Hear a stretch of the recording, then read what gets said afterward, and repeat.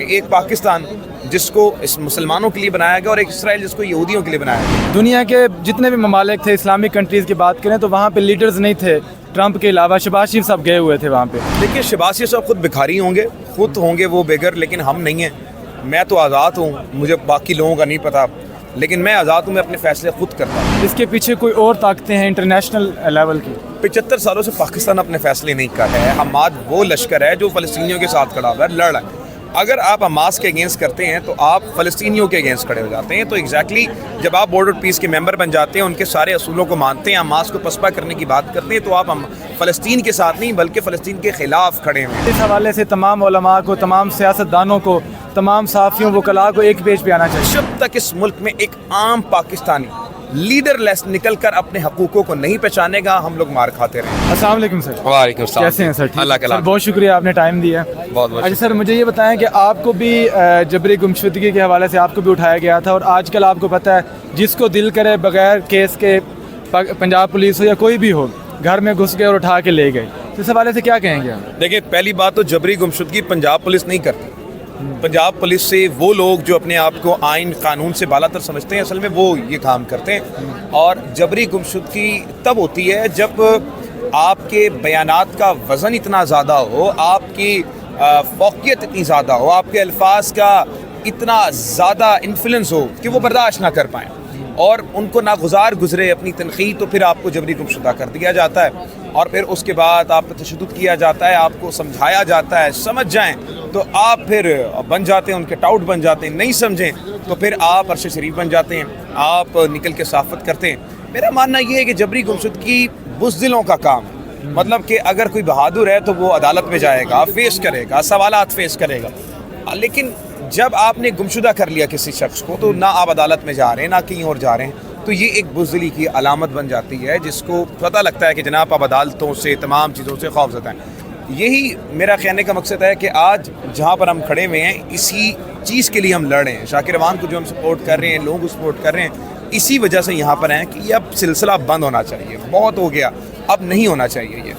آپ کو کیا لگتا ہے کہ یہ دور جو فسطانیت کا دور چل رہا ہے، مزید کتنے دن باقی ہیں؟ کوئی لگتا ہے کہ یہ دور اب ختم ہونے والا ہے؟ دیکھیں، دور چلے آگے ختم ہو جائے، اس کا کوئی مختصر جواب نہیں ہے، مطلب کہ آپ یہ اندازہ بھی نہیں لگا سکتے۔ یزید کا دور کئی فضیل چلا، امام حسین شہید ہوئے، ان کے بچے شہید ہو گئے، 72 جو بہادر تھے ہمارے وہ کربلا میں شہید ہوئے، لیکن آج تاریخ کس کو یاد کرتی؟ امام حسین کو۔ یزید کو آج بھی لعن طعن کیا جاتا ہے۔ مثال آپ کے سامنے زندہ ہو جاتی ہے، جو بہادر ہوتا ہے وہ کھڑا رہتا ہے اور تاریخ اس کو یاد رکھتی ہے۔ یہ بات آپ نے واضح رکھنی ہے کہ کبھی کبھار جنگ میں جیت یا ہار نہیں ہوتے، جنگ میں حق اور سچ کے ساتھ کھڑا ہونا ضروری ہوتا ہے۔ جب آپ حق اور سچ کے ساتھ کھڑے ہو جائیں تو پھر اب تمام چیزوں سے بالا تر ہو جاتے ہیں۔ تو میرے خیال سے وقت ہے کہ ہم صرف کھڑے ہوں اس نظام کے خلاف، جیت اور ہار اللہ کے ہاتھ میں۔ پاکستان یہ فیصلے خود کر رہا ہے، کیا لگتا ہے یا اس کے پیچھے کوئی اور طاقتیں ہیں انٹرنیشنل لیول کی؟ 75 سالوں سے پاکستان اپنے فیصلے نہیں کر رہا۔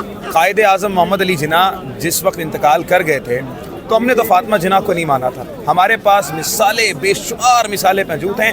آج ہماری آئیڈیالوجی کوئی نہیں ہے۔ آپ کے سامنے امریکن کیپٹلزم ہے جو انفلوئنس رکھتی ہے، رشین کمیونزم ہے۔ آج دوسرا تیسرا ملک جو کھڑا ہو گیا ہے، مطلب کہ ایک ملک اسلام کے نام پہ، دین کے نام پہ دو ملک بنے، ایک پاکستان جس کو اس مسلمانوں کے لیے بنایا گیا اور ایک اسرائیل جس کو یہودیوں کے لیے بنایا گیا۔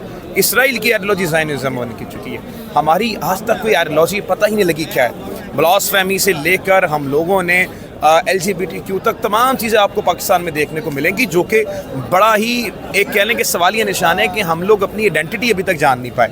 آئیڈینٹی ہمیں جاننی چاہیے، جب تک آپ آئیڈینٹی نہیں جان پائیں گے دوسرے جو انفلوئنس رکھتے ہیں وہ آپ پہ رول کرتے رہیں گے۔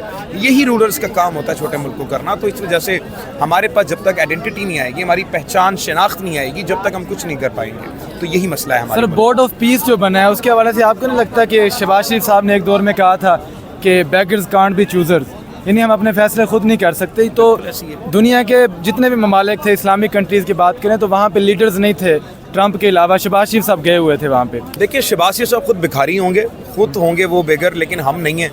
میں تو آزاد ہوں، مجھے باقی لوگوں کا نہیں پتہ، لیکن میں آزاد ہوں، میں اپنے فیصلے خود کرتا ہوں، میں کسی کے فیصلوں پہ نہیں چلتا۔ اگر شہباز صاحب چلتے ہیں تو وہ اپنی حد تک بات صحیح کر رہے ہیں، تو میرا نہیں خیال کہ میں تو کسی کے پاس چل رہا ہوں۔ باقی جہاں تو شہباز شریف کی بات ہے، بورڈ آف پیس کی بات ہے، دیکھیں یہ بڑا ہماری قوم کو سمجھنے کی ضرورت ہے کہ حماس واحد وہ جگہ ہے، حماس وہ لشکر ہے جو فلسطینیوں کے ساتھ کھڑا ہوا ہے، لڑ رہا ہے۔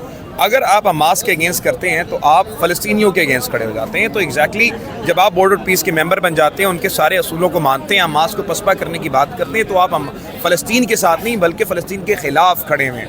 اور وہی 75 سالہ نظام جس میں ہم لوگ بابائے قوم کا قول بار بار دہراتے ہیں کہ وی کین ناٹ ایکسیپٹ اسرائیل، کیونکہ وہ ایک قابض ریاست ہے۔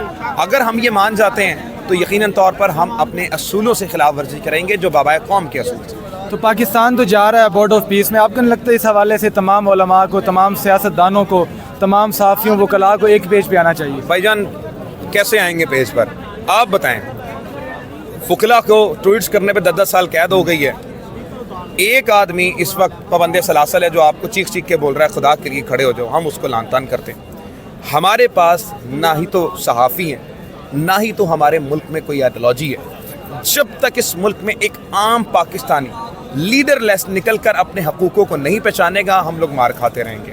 یہی وجہ ہے کہ ہم لوگ نہیں نکلتے۔ اب ہمارے پاس وقت ہے کہ ہم سوچیں کہ ہم کس جگہ پر کھڑے ہوئے ہیں۔